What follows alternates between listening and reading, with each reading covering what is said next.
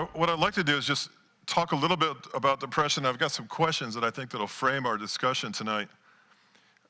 I don't know that we're sensitive to the number of people in our lives that are dealing with depression or different types of depression. And because we're probably not aware, we're miscasting them, mislabeling them, or misunderstanding where they're coming from. And I think if we can understand depression a little bit more, we could be better ministers. Whether that's prisoners in a prison dealing with depression, it's your children, your parents. There's certain things that I think a wise follower of Christ need to know. And if you are possibly dealing with depression yourself, be it grief or loss or major depression or various types we'll discuss tonight, I think it's also prudent to know, okay, what is this?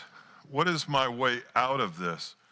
So tonight we're gonna look at Psalm 42 near the end of the evening here, and we're also going to look at our friend Elijah that we talked about Sunday in 1 Kings chapter 19.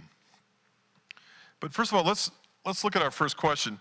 What is the definition of depression? Let's start with that. And I think that the interesting thing that we need to know about it is it's just, in one way it's an elevation, in another way it's a decrease, and in another way it's a change. Depression is an elevated sense of possibly agitation, frustration, certainly worry, anxiety, negative ideation and ideas coming across you, negativity, cynicism, even suicidal ideation, or wanting to quit.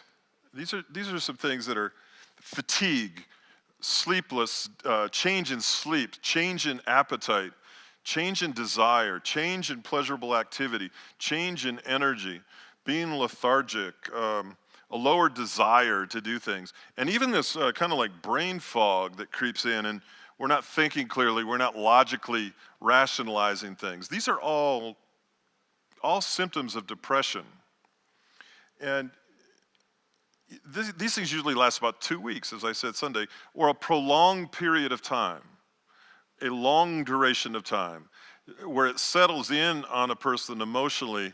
And it almost slightly becomes, if you're not careful, it becomes a new norm. It becomes a new standard on which to measure things. And it's almost like I don't care, I don't want, I just leave me alone. And then there's an isolation that creeps in.